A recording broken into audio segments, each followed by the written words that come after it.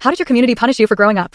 By shocking me every time I got close to the opposite sex. I grew up in a deeply religious community that believed any physical contact between unmarried people led to sin. So they made us wear shock collars. Actual metal collars around our necks that would zap us with electricity if we came within 10 feet of someone from the opposite sex. They called it God's correction. The community was ruled by a group of self-proclaimed elders, led by one terrifying man, Elder Grimby. He was in his 70s, had never married, and seemed obsessed with controlling everyone else's relationships. He even carried a remote that could manually activate anyone's collar, just in case he thought we were getting too comfortable.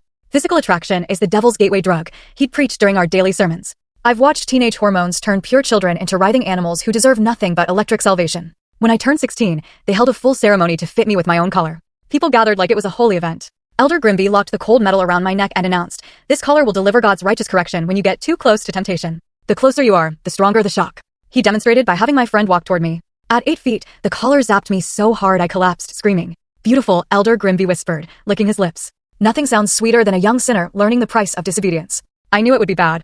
I didn't realize it would be this inhuman. I couldn't sit in the same church section as boys. Couldn't walk past my own brothers. Couldn't even go to the community garden if men were present. Every step I took was a mental calculation. Is someone too close? But the worst part? Watching others suffer too. All of us walking like robots, avoiding eye contact. Paralyzed by fear. Then I met Vincent. He worked in the bakery and always smiled at me like I was a person, not a prisoner. One day in the library, we both reached for the same book. Our fingers brushed. Both our collars exploded with pain. We hit the ground convulsing. The next morning, Elder Grimby called a public meeting. He announced that Vincent and I were trying to corrupt each other. "Look how the devil makes them rise together," he sneered as we stood there shaking. "This is what happens when we show mercy to lustful children." After that, I couldn't take it anymore. I started sneaking around with the electrician's daughter. She knew the tech inside the collars. We discovered a hidden reset button. If timed right, it would disable the collar for 1 hour. For 3 glorious weeks, I'd press that button every evening and meet Vincent behind the grain silo. We'd talk, laugh, hold hands, just be teenagers. For the first time in years, I felt human. But Elder Grimby had been watching. One night, he caught us. And this time, he made sure the punishment would last. He publicly fitted Vincent and me with new collars, ones that activated if we came within 20 feet of anyone from the opposite sex. "Since you clearly can't control your urges," he said, tightening the new collar around my neck, "God has instructed me to increase your protection." He leaned in close, his breath warm and sour on my face.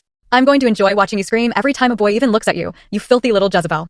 I couldn't even be in the same building as men without feeling like I was being electrocuted. And then, my salvation came from the last person I expected, Grimby's own sister. She'd been quiet all her life. But one night, she came to me, her hands shaking, and said, "This isn't God's will. It's my brother's sickness." Then she pulled out the master remote, the one that controlled all our collars and disabled mine permanently. The next morning, she called the police. When they arrived and saw dozens of children wearing shock collars, they arrested all 12 elders on the spot.